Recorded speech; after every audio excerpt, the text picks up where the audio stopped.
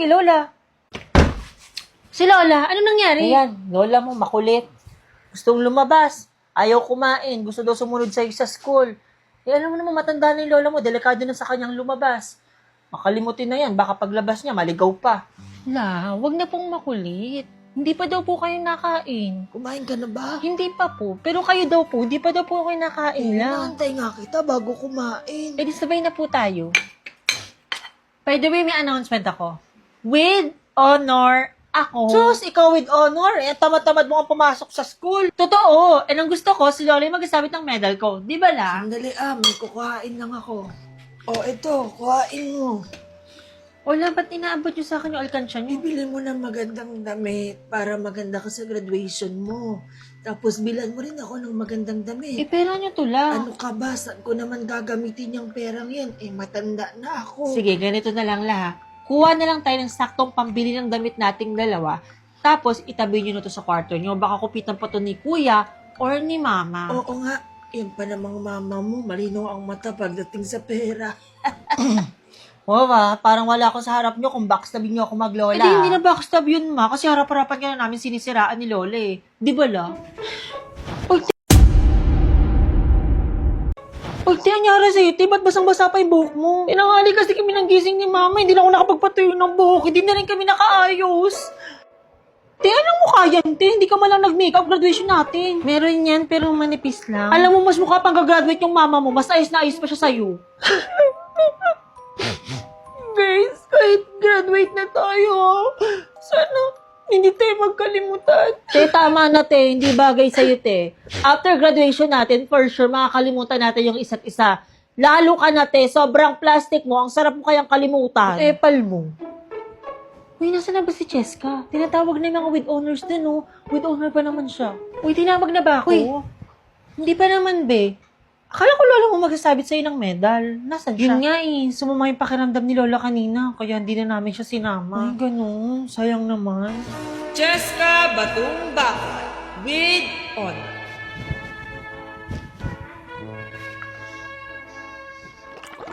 Natapos na po graduation namin. Kamusta po pakiramdam nyo? Ano ka ba? Okay na ako. Malayo to sa bituka. Huwag kang matakot. Di pa ako mamamatay. Bago kuhain, dapat makita muna kita makagraduate sa kolehiyo. Yun nga po, about po dyan. Baka po kasi sa Maynila akong magkolehiyo. Ma, pasok na po ako. May babayaran pala ako sa school. Tigilan mo ako. May babayaran na naman kayo sa school. Di na natapos yung bayaran niyo dyan ha. Alam mo, di ko napapansin ha. Mayat-maya ka na nahingi sa akin. Di na natapos yung bayaran mo yan. Daig niyo pa yung Bombay kakasingin sa akin. Ano, totoo nga, ma. Tigilan mo ako. Wala kang makukuha sa akin. Bahala ka sa buhay mo. Di na natapos yung bayaran mo dyan. Oh, ito na lang ipambayad mo. Ela, masyadong malaki po ata yan. Yung sobra, ipambaon mo na lang. Oh. Thank you, la.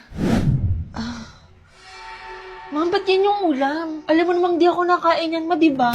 Ay, kung anong nakain dyan, yan yung kainin nyo. Hindi kayo anak mayaman. Eh, ayoko talaga yan, ma. Eh, di wag ka kumain. Ang dami mong arte. Eh, ano bang gusto mong ulam? Ano la, itlog. Yung lagi mong niluluto, yung malasado yung dilaw. Sige, paglulutuan kita, ha? Mga kaartehan mo talaga, dinamon pa yung lola mo.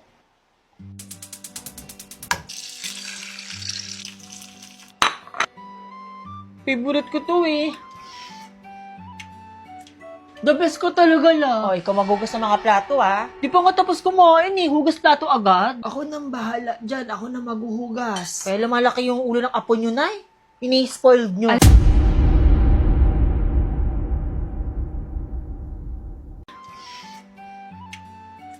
The best ko talaga la. Oh, ikaw maghugas ng mga plato, ha? Di pa nga tapos kumain eh. Hugas plato agad. Ako nang bahala dyan. Ako na maghuhugas. Kaya lumalaki yung ulo ng apo nyo, nay. Ini-spoiled nyo. Alam mo la, kapag naging honor student ako, ikaw yung magkasabit ng medal ko. Sus, ikaw with honor. Eh, tamad-tamad mo kang pumasok sa school. Para kay Lola, gagalingan ko. Di ba la, magiging honor student ako? Oo naman. Uy, te, congrats! Congrats saan? Te, kahit kami hindi makapaniwala, pero pasok ka sa with honor. Totoo ba? Te, hindi talaga siya kapanipaniwala as in. Pero totoo, with honor ka nga. Congrats! Kuya, matutuwa na ito si Lola. O, ite, yung promise natin sa isa't isa, pagka-graduate natin, same tayo ng school na papasukan at sa Manila tayo mag-aaral. Oo naman, tapos same tayo ng course, di ba? Tapos magkasama tayo sa dorm. Sa Manila tayo titira? Malamang, alangan mag-uwian ka from province to Manila. Paano si Lola? Iiwan ko. Ay, wait lang, may natawag. Hello, ma? Nak, yung lola mo. Ano nangyari kay Lola? Congrats, Devon! Ikaw lang ang naka-perfect sa exam nyo. Lang? So, siya lang po yung naka-perfect, ma'am? Unfortunately, yes.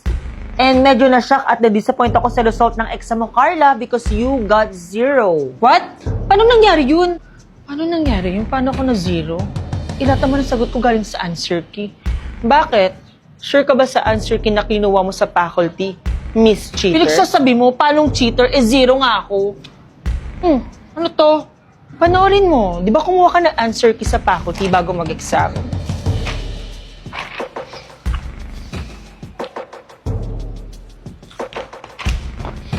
Tingin mo ba yung answer sheet na kinuha mo, yun talaga yung answer sheet sa exam natin? Pinalitan ko yun bago ka pumunta. Kaya yung answer sheet na kinuha mo, yun yung answer sheet na nilagay ko na puro mali yung sagot. So ikaw yung dahilan kaya na 0 ako. Ipi-frame up mo pa ako I-delete ko na to. Okay lang. Nasend ko na naman sa lahat yan.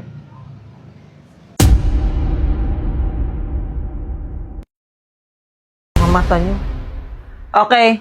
May meeting lang kami ngayon sa faculty Walang magkokopyahan. Babalik ako agad. Charmaine, lista ka ng noisy mga nag-uusap habang wala ako.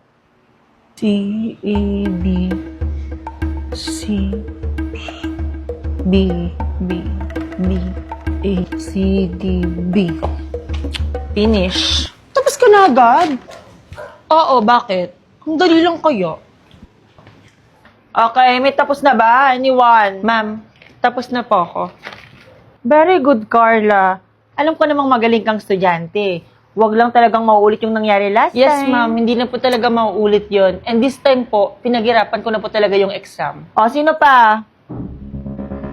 See? Hindi ko naman talaga kailangan kumopya sa'yo para makatapos sa exam. Bakit? Sure ka ba sa sagot mo? Mas sure pa sa sure. Okay, sabi mo.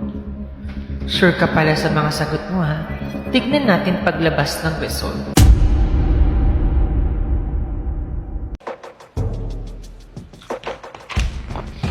Tingin mo ba yung answer sheet na kinuha mo, yun talaga yung answer sheet sa exam natin? Pinalitan ko yun bago ka pumunta. Kaya yung answer sheet na kinuha mo, yun yung answer sheet na nilagay ko na puro mali yung sagot. So ikaw yung dahilan kaya na 0 ako. Ipi-frame up mo pa ako I-delete ko na to. Okay lang. Nasend ko na naman sa lahat yan.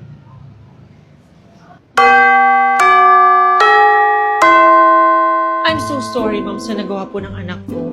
Mabait naman po yan. Hindi ko lang talaga alam kung ano yung pumasok sa kokote niya kung bakit niya nagawa yun. Magagawa naman po natin ito ng paraan, di ba? Total, ako naman po yung principal sa school na to. I'm sorry, Mrs. Advincula, pero kailangan po talaga nating isuspend si Carla dahil po sa action na nagawa niya. Tignan mo na yung ginawa mo, ha? Nakakahiya ka? Ano na lang sasabihin ng mga amiga ko? Mali po talaga ang nagawa ng anak niyo, Mrs. Advincula. And I know you are the principal of this school. Pero kailangan ko po itong sabihin sa inyo. I think kayo po yung mali dito. Carla is a good student. Consistent honor student po siya sa klase ko. At sabi po ng bata, nagawa lang daw po niya yun dahil nape-pressure po siya sa inyo. I think kailangan niyo na pong palitan yung way ng pagdisiplin niyo sa bata. At kung mahal niyo po yung anak niyo, hindi niyo na po siya ipe-pressure to the point na gagawa siya ng mali, masunod lang po yung standard na gusto niyo. Kung handa kang gumawa ng masama, dapat handa ka rin sa karma. At kung di ka na karma sa mali mong ginawa, ako na ang magiging karma mo. Yun nga, tapos sinasabi ko, wow, bagong phone. Ganun talaga, be. New Year, dapat new phone. Di ba? Ang aesthetic. Yun lang, burara. Ito na yung last na mahuhulog yung phone na to. Kasi nga, New Year, new me, hindi na ako magiging burara. Be! Ma'am, sorry po, I'm late. Be! Be, samahan mo ko sa... Samahan mo ko sa kantin. Sige. Be, yung cellphone mo nalaglag ata. Uy, Be, antayin niyo ako, Be! Ay.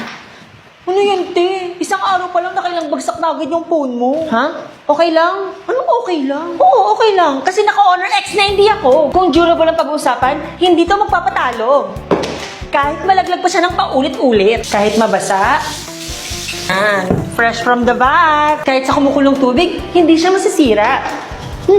Ingit. May 3 days battery life at malinaw din yung camera. Sobrang tibay nito, te. Bagay talaga to sa mga burarang kagaya ko. Ang sakit. Mukhang bagay nga yan sa'yo. Tibay eh. Bagong taon, bagong ako. Hindi na ako magiging magastos. Magtitipid na ako. Sure ka na dyan, te. Totoo na talaga yan. Yes, totoong totoo. Promise, hindi na ako magiging magastos. Be, tara, be, kapi tayo. Tara, be. Kuya, akala ko magtitipid ka. Ate, isa pong turon. Ay, hindi. 2 turon na ate. Tapos isang maruya, isang kikiam, tsaka isang order din po ng siomay, and then isang palamig. Yun lang. Here's my payment, ate. Keep the change. Anong keep the change? Eh, sakto lang binayad mo. Ay, te, akala ko nagtitipid ka. Ba't ang dami mo nang binili? Be, 100 lang natitira sa budget ko today. Huh? Wednesday pa lang talaga, be. Kaya nga